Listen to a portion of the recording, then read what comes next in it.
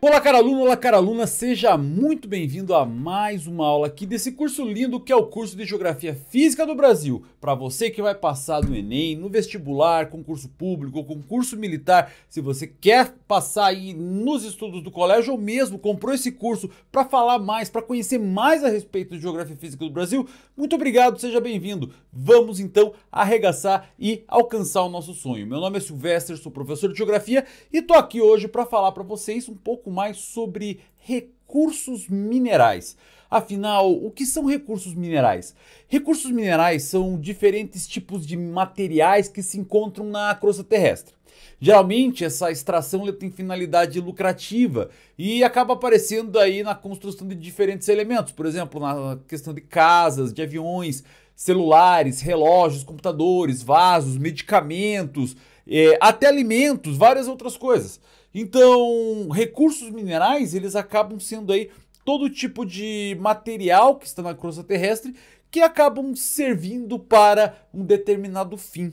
Para organizar tudo isso ao longo da história, a gente precisa entender também que a mineração foi um dos grandes fatores que desenvolveu o nosso país, porque, por exemplo, a descoberta da mineração na região sudeste, lá no século XVIII, por exemplo, deu origem ao ciclo do ouro no Brasil e acabou causando grande exploração de minério como ouro, por exemplo. Houve lucratividade, houve desenvolvimento do país, inclusive nessa época o Império de Portugal, ou melhor, o Reino de Portugal acabou transferindo a sua sede aqui para o Brasil por causa das Minas Gerais. Então existem várias situações que têm uma importância muito grande os recursos minerais.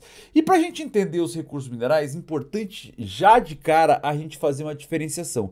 O que é mineral e o que é minério? Eu coloquei aqui para vocês, mineral é uma substância natural inorgânica sólida, com uma composição química definida e uma estrutura cristalina regular.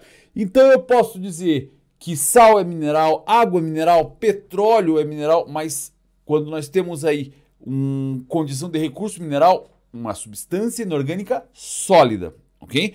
Então eu vou pensar num quartzo, eu vou pensar num basalto, eu vou pensar em ferro, eu vou pensar em outros tipos de mineral, na verdade, que nada mais é que uma substância natural sólida com uma composição química definida e uma estrutura aí cristalina regular. Os minerais, então, gente, eles são compostos químicos que são formados a partir de processos químicos que acontecem na crosta terrestre, certo?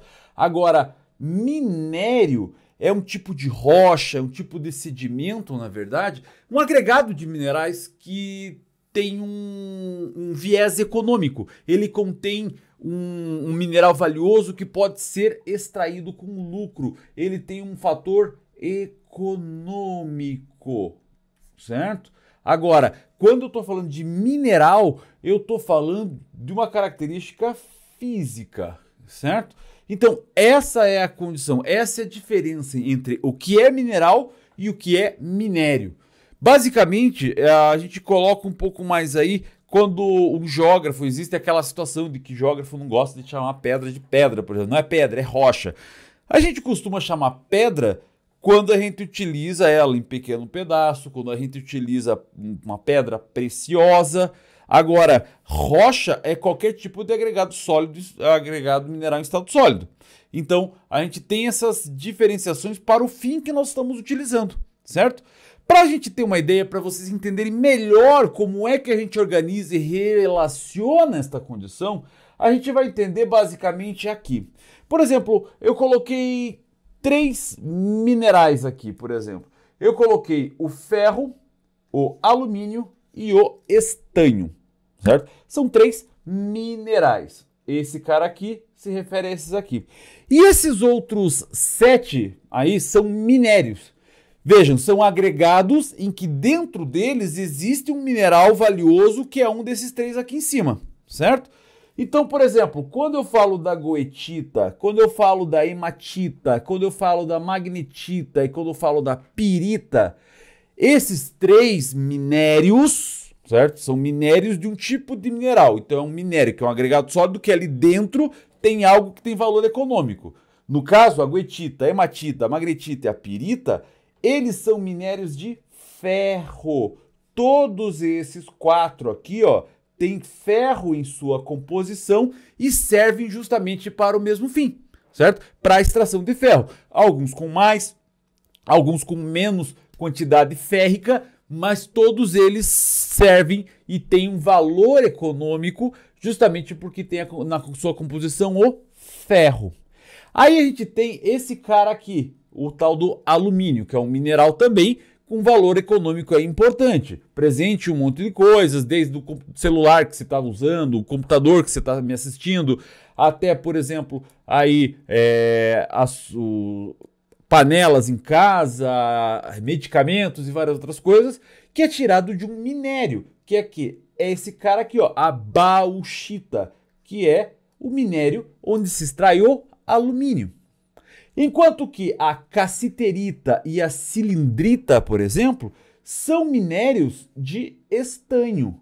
São minérios, são rochas, são agregados sólidos minerais que tem dentro dele um mineral importante que é o estanho, que serve na composição de soldas, de vigas de aço, de edificações e várias outras coisas, componentes eletrônicos e várias outras coisas. Então, o mineral é um elemento isolado. O minério é um aglomerado de minerais e ali naquele aglomerado tem um ou mais minerais que apresentam um valor econômico. Basicamente, então, nós temos essa condição. E aí, para a gente entender a questão dos recursos minerais, a gente classifica os recursos minerais em três formas, certo? Então, a gente vai ter os minerais metálicos, os minerais não metálicos e os minerais energéticos, também conhecidos como minerais fósseis. Só que ele caiu em desuso porque os energéticos, nem todos os energéticos são fósseis. E a gente vai trocar ideia aqui a partir de agora. Para começar, os minerais metálicos, então, óbvio, são minérios que apresentam elementos químicos metálicos na sua composição, certo? Por isso, eles têm a capacidade do quê? De conduzir eletricidade.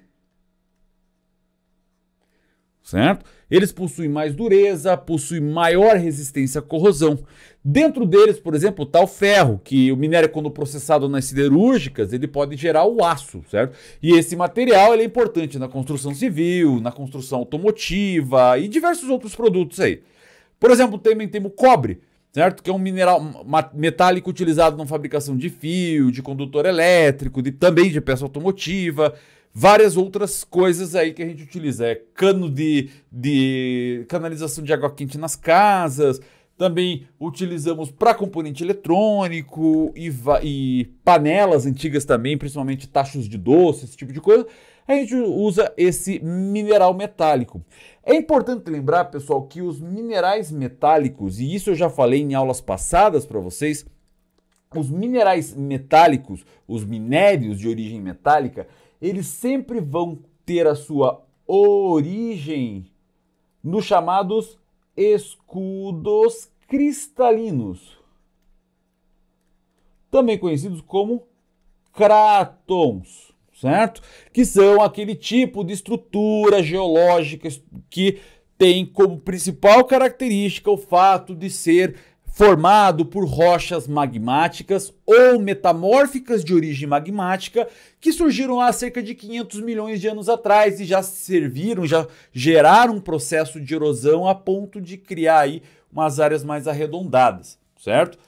Esses são os minerais metálicos. E aí eu vou entrar além do ferro e do cobre, vou colocar o ouro, a prata, o estanho, o alumínio, eu vou colocar também o nióbio, vou colocar o níquel, enfim, vários outros minerais metálicos, certo? Eles conduzem eletricidade e têm sua origem nos chamados escudos cristalinos, essa estrutura de relevo que a gente conhece como escudo cristalino ou cráton, ok?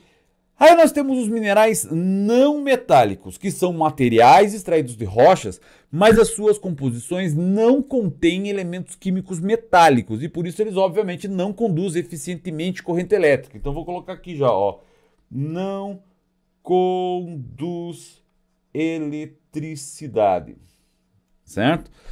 Entre os exemplos está o quê? Água, enxofre, diamante, areia, argila, várias outras coisas aí, certo? Além de ser, por exemplo, vamos pensar na água, um recurso vital, a água é uma fonte de minerais não metálicos, certo? Principalmente nas diferentes nascentes. Por isso, obviamente, ela também aí pode ser encontrada em diferentes composições químicas desse líquido. Alguns constituintes da água são mais comuns, aí, tipo potássio, sódio, zinco, cálcio, enfim, vários outros materiais, certo? Aí a gente tem, por exemplo, o cálcio, certo? E o enxofre, que vem também da família dos calcogênicos, também um recurso importante, por exemplo, na vulcanização de borracha, produção de detergente, na produção de fertilizantes. O enxofre também é um dos componentes da produção da gasolina, certo? Quando ela queima, por exemplo, é liberada da atmosfera e acaba gerando a chuva ácida. Nós vamos ter o sal de cozinha, é um mineral não metálico. O talco, por exemplo, na construção de gesso, na construção de giz de quadro negro, na produção de cal, por exemplo, para construção civil, tudo isso são minerais não metálicos. E é importante falar que minerais não metálicos, galera, eles normalmente, eles vão ter a sua origem, tá? Nas chamadas bacias sedimentares. Mas pode ser que alguns desses minerais podem ocorrer, tá? Em crátons também. Mas a sua grande composição está sempre nas áreas de bacias sedimentares, que é onde já sofreu o processo erosivo, já houve a deposição, que já aconteceu o processo de litificação dessas rochas e aí, consequentemente, eles acabaram formando esse material, certo? Mas também pode ser que aconteça. É o caso do enxofre, por exemplo. O enxofre pode acontecer em áreas de escudos cristalinos, certo? Então, aí a gente vai ter essa condição. Agora, o diamante, por exemplo, ele é um recurso mineral não metálico, mas um dia ele foi parte de carbono, por exemplo, certo? Ele acabou sendo formado numa bacia sedimentar, ok? Outra condição é a areia, por exemplo, tá? Que a areia ele pode ser quebrada artificialmente, desintegrada, meteorizada e artificialmente de uma região onde temos um cráton, mas também ele pode ser simplesmente aquele material que já foi transportado e ainda não foi consolidado, certo? Em áreas de bacias sedimentares. Então, a areia, por exemplo, ela é um recurso mineral que pode ser utilizado na construção civil, em forma de concreto, por exemplo, mas também vai entrar na parte de automobilística, vai entrar principalmente, na parte de decoração de casa, tipo da fabricação de vidro, por exemplo, na parte da indústria cirúrgica e várias outras coisas, certo? Então percebam, gente, que esses recursos minerais sempre têm um valor econômico que vai ser transformado e utilizado aí para melhorar nossas vidas, ok? E aí nós temos os recursos minerais energéticos, certo? Que aí ele vai entrar o que, por exemplo? São aqueles que vão fornecer para a gente combustíveis, certo? Formações de combustíveis, que eles vão gerar energia, certo? E o que pode gerar energia para a gente, Silvestre? Vai entrar, por exemplo, aqui o petróleo, vai entrar o gás natural, vai entrar o carvão, tá? Esses três aqui, eles são da família dos chamados hidrocarbonetos, certo? Mas também vai entrar aqui em recurso mineral energético, por exemplo, aqui o urânio, certo? Então é importante a gente classificar essas condições de maneiras certas aí, certo?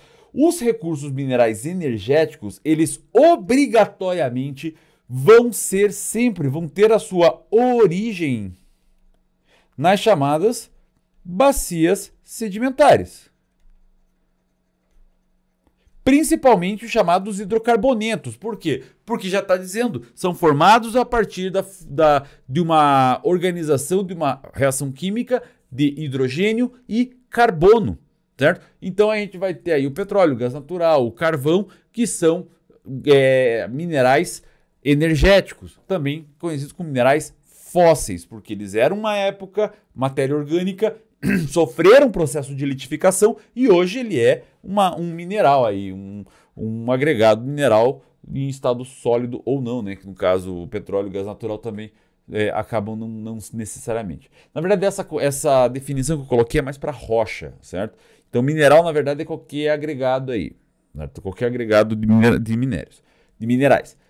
Enfim, aí a gente vai ter essa condição aqui, ok?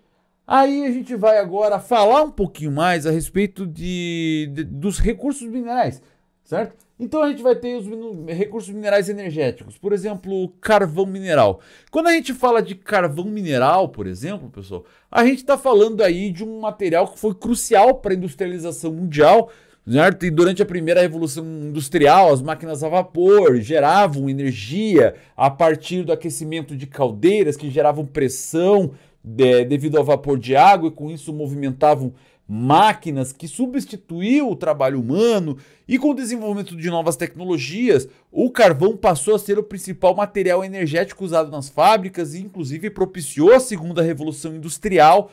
E até hoje a principal matriz energética do mundo é o carvão mineral, que é utilizado principalmente na Europa e na Ásia, certo? Mas aqui na região da América, na Oceania, no Oriente Médio, se utiliza mais o petróleo, certo? Que é um material fóssil muito importante para o mundo atual, que a partir dele acaba sendo produzido gasolina, óleo diesel, querosene, além também de lubrificantes, de polímeros plásticos e várias outras coisas, mas ele tem a sua principal função, a geração de combustível, ok?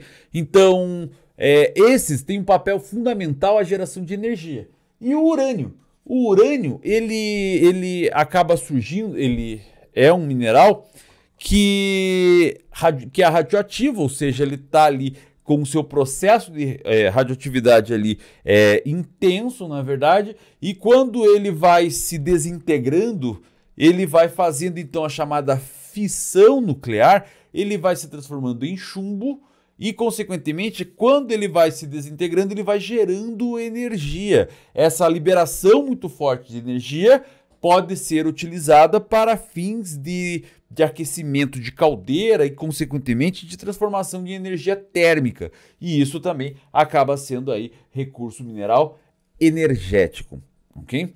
Bom, aí a gente vai ter o recurso mineral não metálico. Por exemplo, a areia, que eu falei para vocês agora há pouco. A areia vai servir principalmente para a geração da produção aí de construção civil, concreto, cimento, enfim. Também vai servir na produção de vidro, vai entrar na indústria cirúrgica, indústria médica, né? Vai entrar na indústria automotiva, na decoração, vai entrar na escultura, enfim, tá?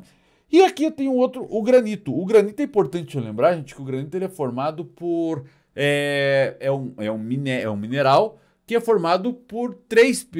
É um minério, né? Que acaba sendo utilizado por três minerais. E quais são, por exemplo, os minerais que estão ali, Silvestre? A gente vai ter, por exemplo, o feldspato,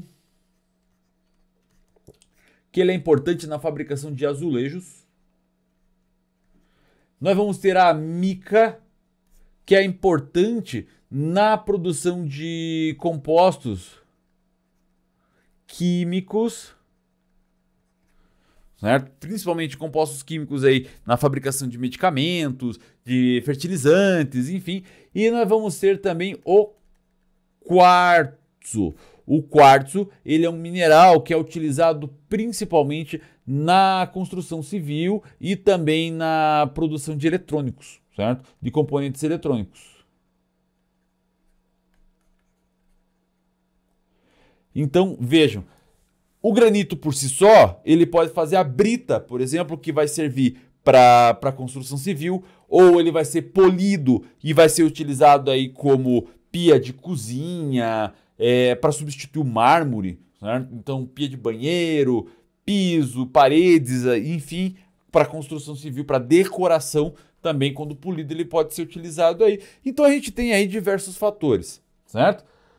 Aí a gente tem os recursos minerais metálicos, certo? Aqueles que a gente vamos encontrar nas áreas aí de escudos cristalinos, tá? Um exemplo clássico aqui é a prata e o ouro. O ouro, eu comecei essa aula falando do ouro e da importância que o ciclo do ouro teve para a formação do nosso país, assim como a produção de prata também, principalmente na região do litoral sul e sudeste do Brasil, que acabava tendo áreas muito grandes de prata, e isso acabava fazendo aí toda uma produtividade, certo? Toda uma importância na extração e, consequentemente, na ocupação de nosso país, na ocupação de cidades, organização de vilas e chegada de imigrantes, que deu origem a toda a formação e desenvolvimento do nosso país, certo?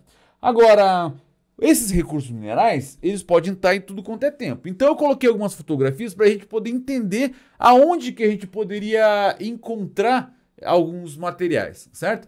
Então, por exemplo, se eu pensar nessa cozinha aqui, eu vou ter, por exemplo, o ferro aqui na parte das cadeiras. Eu vou ter, por exemplo, o granito aqui na mesa. Eu vou ter aqui o alumínio. Aí eu vou ter aqui, ó, a areia, onde nós temos o vidro. Nós vamos ter, por exemplo, partes aqui com carbono. Ok? Isso numa simples cozinha. Agora, se eu pensar, por exemplo, aqui nessa fazenda solar que nós vamos ter aqui, eu vou ter silício, que vai ter a parte da areia. Eu vou ter, por exemplo, aqui também cobre. Eu vou ter aqui estanho, eu vou ter aqui ferro, eu vou ter aqui, por exemplo, que mais? Argila, certo? Tudo para produzir energia aí através da transformação de energia solar em energia elétrica. Aí se eu pensar, por exemplo, aqui na agricultura, por exemplo, eu vou ter o calcário, eu vou ter, por exemplo, a areia, eu vou colocar sal, eu vou ter aqui potássio, eu vou ter aqui, deixa eu ver aqui mais aqui que eu vou ter, cálcio, tá? Eu vou ter, por exemplo, sílica, eu vou ter alumínio, eu posso ter ferro, eu vou ter, por exemplo, aqui também enxofre, e vários outros minerais. Aí, por exemplo, eu coloquei uma dentadura aqui, por exemplo, certo? Eu posso ter aqui platina, eu posso ter ouro, eu posso ter gesso, eu posso ter aqui argila, certo? Eu posso ter aqui titânio e vários outros recursos. Então percebam que os recursos minerais, eles estão presentes aí em tudo quanto é situação e em qualquer momento a gente acaba tendo contato e presença desses minerais nas nossas vidas, certo? Agora, como é que se extrai esse tipo de material? Bom, existem dois métodos de extração, certo? Então eu vou ter a exploração a céu aberto, por exemplo, tá? E como é que acontece a exploração a céu aberto? Normalmente, exploração a céu aberto vai ser utilizado para retirar uma rocha ornamental, por exemplo. Como assim se tivesse uma rocha ornamental? Por exemplo, um granito, um mármore, um quartzo, enfim, que a gente vai utilizar para fazer piso, parede, decoração, que a gente vai fazer polimento, então a gente vai cortando o material. Ele vai ser aí numa exploração, numa mina, numa extração a céu aberto. Mas também pode ser para produção industrial. Então o que vai entrar numa produção industrial? Então vai entrar aqui também mineral metálico. Então a gente vai ter aqui, por exemplo, produção de manganês. Vai ter produção de ferro, certo? produção de bauxita, certo? Produção de estanho. Não, na verdade estanho não, estanho é do outro lado, certo? E pode ser mineral não metálico também, por exemplo, mineral energético, por exemplo, tá? Mineral energético. O que, por exemplo, aqui, eu posso extrair urânio desse jeito aqui também, certo? Agora, e aqui? Aqui eu tenho exploração subterrânea. O que nós chamamos de minas, ok? E como que a gente utiliza aqui? A gente vai utilizar aqui exploração subterrânea, principalmente para quê? Para exploração de carvão, para exploração de cobre, para produção de estanho, de diamantes e outras rochas aí também, minas de ouro, não, aqui pode entrar ouro também, ó, certo? Por exemplo, a gente vai entrar aqui também minas de esmeralda. Então, existem aí funções específicas para cada tipo de forma de exploração e de extração, certo? Agora, cada tipo desse acaba gerando impactos ambientais muito sérios nessa produção, certo? Então, eu selecionei alguns tipos aqui de situação, como, por exemplo, alteração da paisagem, por exemplo. A mineração mais comum, por exemplo, quando acontece numa extração lá a céu aberto, certo? Ela requer aí desmatar, por exemplo, uma determinada área e retirar o solo fértil. Então eu vou alterar a paisagem que era uma área de floresta, por exemplo, e ele vai ficar todo aberto. Como por exemplo aqui, ó, imagina essas áreas aqui, ó, que antes era florestal e agora eles estão parecendo desse jeito aqui, certo? Então a área, na verdade, ela é recortada, por exemplo, em blocos e acaba gerando na região uma paisagem completa, cheia de degraus, por exemplo, que acaba modificando toda a paisagem. Como eu falei, a questão do desmatamento também, tá? Porque para realizar a mineração, por exemplo, a extração mineral, lembra que o mineral está no solo. Então, para eu pegar o solo, eu tenho que tirar tudo que está em cima dele antes, certo? Então vai ser o quê? Eu vou precisar retirar. E isso é um grande problema, por exemplo, no avanço da mineração na Amazônia. Nós sabemos que a Amazônia é uma grande área de estrutura geológica de bacia sedimentar e lá, consequentemente, vai ter alguns minerais importantes, como é o caso do diamante, como é o caso da produção de ouro, como é o caso da produção de petróleo, certo? Gás natural em pequenas quantidades. Então, muita gente está indo para a região da Amazônia para retirar esses minerais. Só que lembra que em cima da floresta, em cima da Amazônia, a gente tem a floresta amazônica. Então, para poder utilizar o que tem embaixo, eu tenho que cortar o que tem de cima. Então, o desmatamento ele é constante para utilizar o subsolo, certo? Então, ele pode aí, o fato de gerar esse desmatamento, ele vai provocar alteração climática, vai gerar problemas de assoreamento, vai causar problema de contaminação de rios. E aí eu já entro aqui, ó, na contaminação do solo, eu já entro na contaminação dos recursos hídricos, por exemplo, certo? E tudo isso pode acontecer. Falando na contaminação dos rios, dos recursos hídricos, ele pode ocorrer por três maneiras, por exemplo, por meio do consumo de água, do alto consumo de água aí para beneficiamento do minério, então vai desviar rio, que vai secar rio e coisa e tal. Por meio de rebaixamento do lençol freático, que a gente chama também de assoreamento, tá? Porque durante a etapa de exploração do minério, então ele vai jogar todo o rejeito no rio e isso pode causar problemas, certo? Além dos próprios metais pesados utilizados na extração de minerais, que pode ser jogado no rio e isso vai gerar matança de peixes, problemas aí de sérias doenças das pessoas que consomem essa água para hidratação, certo? Além do mais, por exemplo, lugares onde há barragens de rejeitos e se não for bem cuidado, isso pode estourar e pode contaminar toda a região. Então existem diversos problemas, diversas situações aí, certo? A questão da geração de resíduos na própria formação da criação de barreiras, por exemplo, porque vamos imaginar, tá? Eu tenho lá, como tem lá em Mariana, como teve lá em Brumadinho, por exemplo, nós temos uma montanha de um minério que é o manganês, que é o ferro, por exemplo, certo? Só que não é toda a montanha que serve para produzir o ferro. É só uma parte ali dela toda. Então eu preciso fazer o quê? Eu preciso pegar a montanha e eu preciso moer a montanha, certo? Então eu vou destroçar. E aí, quando eu moo essa montanha e eu tiro o ferro dela, o que eu vou ter? Eu vou ter o ferro e eu vou ter resto da montanha. Só que o que eu vou ter que fazer? Eu vou ter que criar uma montanha com o resto de montanha. Entenderam mais ou menos? Então, isso precisa criar o quê? Uma barragem. Porque se eu jogar isso no rio, vai causar assoreamento, vai causar contaminação, vai gerar... Esses rejeitos vão gerar problemas. Consequentemente, eu preciso criar uma barreira de contenção a montante do rio, tá? E aí, essa contenção a montante vai gerar o quê? Vai gerar uma quantidade de mineração que, se a engenharia não for bem utilizada, isso aqui pode se romper e cair dentro da bacia hidrográfica e causar seríssimos problemas. Sem contar a questão da produção de doenças, de metais pesados, por exemplo, a questão de poluição sonora, alteração da qualidade do ar, certo? E também, obviamente, a concentração de renda. Por quê? Porque poucas pessoas vão ganhar com essa situação e o resto da galera da região vai sofrer aí com toda a questão social que acaba tendo nesses rolês, certo?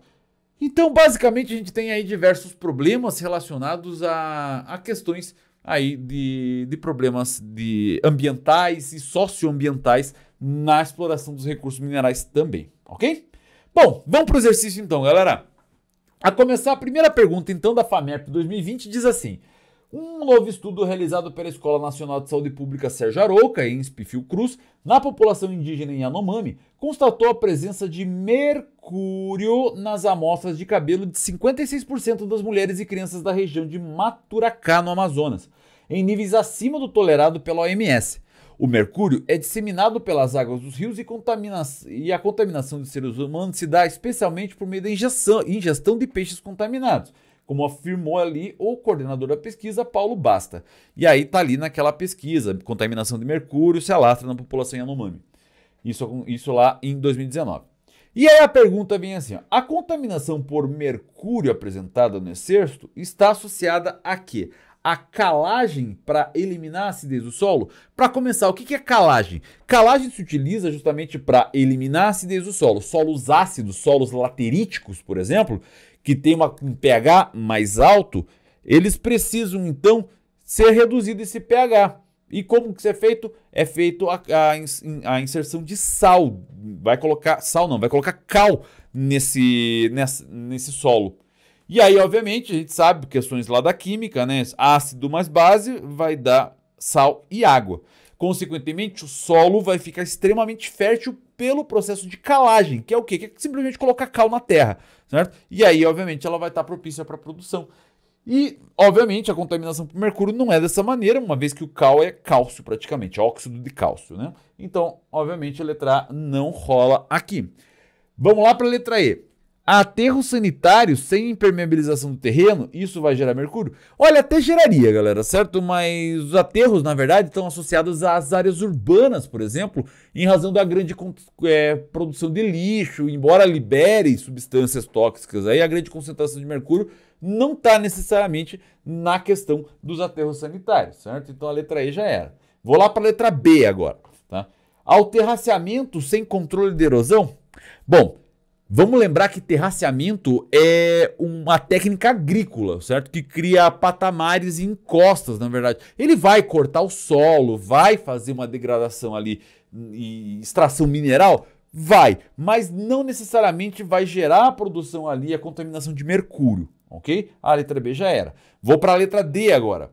A laterização para extração de canga. Bom, a laterização é um processo do solo, gente, certo? E ele é resultante da concentração do alumínio e do ferro, principalmente em áreas como o Cerrado, por exemplo, que vão ter solos laterizados, que inclusive é aquele que a gente vai colocar o cal para gerar fertilidade de solo, certo? O que não é aqui a situação, certo? Sobra quem? Sobra a letra C, ao garimpo ilegal para extração de ouro. Por quê? Porque a gente precisa do mercúrio para extrair o ouro, consequentemente esse mercúrio ele pode cair na corrente hídrica e os peixes se alimentarem disso, as pessoas utilizarem a água com concentração de mercúrio, e isso pode causar diversas doenças aí, porque o mercúrio é um metal pesado que não é absorvido pelo corpo humano e nem é liberado por ele. Isso pode gerar câncer e outros problemas. A resposta da questão número 1, então, é a letra C, pessoal, ok? Vamos seguir para a próxima questão, então, a questão de número 2 da URGS 2020, leia os segmentos abaixo. No caso de Brumadinho, o lodo invadiu o Ribeirão Ferro Carvão e dali seguiu para o Paraopeba. O ribeirão, devido à sua topografia, acabou retendo em seu vale boa parte dos rejeitos. Isso significa que as chuvas que estão caindo hoje, que vão cair nos próximos anos, vão carrear esses rejeitos continuamente para o Paraopeba. Pesquisadores confirmaram que a lama do rompimento da barragem do Fundão, em Mariana, percorreu cerca de 660 quilômetros do Rio Doce e depois chegou ao Parque Nacional Marinho de Abrolhos. Considere as afirmações abaixo sobre os problemas ambientais associados ao rompimento de barragens na mineração. Questão de número 1. Os danos ambientais do rompimento de barragens de rejeitos de mineração reportados envolvem biota, microclima, solos, recursos hídricos, drenagem superficial e subterrânea, população, dinâmica sedimentar e processo de formação de relevo. Bom, sim, galera, os danos causados pelo desastre de Brumadinho, pelo desastre de Mariana, por exemplo, envolvem a questão do conceito de ecossistema, por exemplo, e eles vão afetar a paisagem da bacia hidrográfica. No caso da tragédia de Brumadinho, o rio Paraopeba, e na questão ali da barragem de Fundão e Mariana, o Rio Doce, que acabou destruindo toda a região, 660 quilômetros, começou em Minas Gerais, foi até o Espírito Santo, destruiu parte do oceano na região ali do Parque de Abrolhos, enfim, certo? Acabou gerando problema. A número 1, ela é verdadeira, tá? A 2, os impactos ambientais acontecem a montante. Lembra que eu falei na aula de hidrografia? Jusante é o que está em direção à foz do rio. Montante é o que está em direção à nascente do rio, certo? Então, os impactos ambientais acontecem a montante, certo? Ou seja, atrás da onde o rio está correndo, e a jusante de aonde ocorreu o evento, certo? Então, ó, pensa, você está olhando para a foz do rio. O que está atrás de você é a montante do rio. Se aconteceu lá a montante, o problema vai acontecer a jusante, certo? Bom, e isso, obviamente, pois o entendimento da estação dos danos envolve o conceito de bacia hidrográfica. Com certeza, tudo. É importante a gente colocar, gente, e eu não falei na aula de hidrografia, tá? É que a principal regionalização do mundo deveria ser por bacias hidrográficas. Porque se você pegar um copo de água e jogar onde você está agora, se não houvesse o processo de evaporação, obviamente, ou de percolação, ele ia escorrer por uma questão de gravidade, aquela lei do menor esforço, e ele ia escorrer por uma calha até chegar num afluente, até chegar no rio principal, até desembocar num oceano, ou num mar, num lago, por exemplo, certo? Então, todo o processo acaba acontecendo justamente nesse conceito de bacia hidrográfica, ok? Então, eu costumo dizer que a primeira regionalização do universo deveria ser a regionalização em bacias hidrográficas, ok? A número 2 também é verdadeira. Vamos para 3. O impacto do rompimento da barragem da Samarco no Parque Nacional Marinho de Abrolhos. Olha a viagem, galera. A Samarco aconteceu em Brumadinho. Ok? Parque Nacional Marinho de Abrolhos está no oceano. Eu estou falando aqui no meio do estado de Minas Gerais, certo? Está relacionado à ação da corrente oceânica de Humboldt. Olha que viagem, galera. A corrente marítima de Humboldt, para começar, ela está no Pacífico. O Parque Marinho de Abrolhos está no Atlântico. E, obviamente, a barragem da Samarco ela está no meio do continente. Então, olha que viagem essa questão. Número 3, ela é falsa. Sobrou então quem? A 1 e a 2. A resposta 1 e 2, então, é a letra D dessa questão. Ok? Próxima questão, questão de número 3, Cefet Minas Gerais 2015, analisa as afirmativas sobre os recursos minerais do Brasil. Os minerais metálicos estão localizados em áreas de escudos cristalinos, onde há predominância de rochas magmáticas e metamórficas. Mineral metálico, escudo cristalino, rocha magmática e metamórfica. Ok, verdadeiro. 2. Nas bacias sedimentares são encontrados combustíveis fósseis. Ok, ok até aqui. Derivados de restos de animais e plantas. Ok, ok. Que foram soterrados juntos aos sedimentos que originaram as rochas sedimentares. Ok, também a número 2 é verdadeira. Número 3. Em função da formação mais recente do menor custo de exploração, os combustíveis fósseis tornam-se mais atrativos que os minerais metálicos. Veja, galera, aqui nesse caso, né, os minerais, na verdade, os combustíveis fósseis, ele tem maior custo de exploração, certo? Do que necessariamente aí os minerais metálicos. Okay? Eles vão ter aí é muito mais fácil extrair mineral metálico do que combustível, porque eu vou precisar de um refino, certo? Então, nesse caso, o combustível fóssil não é que ele vai ser mais atrativo em questão do custo de exploração, porque na verdade o custo de exploração do mineral metálico é melhor, ok? A 3 é errado. 4. O Brasil apresenta problemas associados à geração de energia em virtude da ausência de dobramentos modernos. Bom, se a gente levar em consideração que dobramento moderno, pessoal, ele é o lugar onde temos o encontro de placas tectônicas, por exemplo, eles não geram energia elétrica, certo? Eles não têm nenhum tipo de forma para geração de energia ali nessa condição, a não ser a questão quando há a distensão. E aí eu estou falando de falhamento tectônico, que não é nem aí dobramento moderno. Nesse caso, ele não vai funcionar. E mesmo assim, gente, a geração de energia no Brasil, a maior parte da geração de energia ainda é advinda de petróleo, certo? Que obviamente não tem nada a ver com dobramento moderno. 4 já está errado. 5. No quadrilátero ferrífero, na aula 14, eu vou falar muito sobre ele, tá? Os combustíveis fósseis são encontrados em abundância em função das características geológicas da região. Não, galera, no quadrilátero ferrífero, o próprio nome está dizendo, vai encontrar muito mineral metálico, certo? Devido às condições das características geológicas. A 5 já era, então a 1 e 2 é verdadeira, a resposta só pode ser aqui a letra A.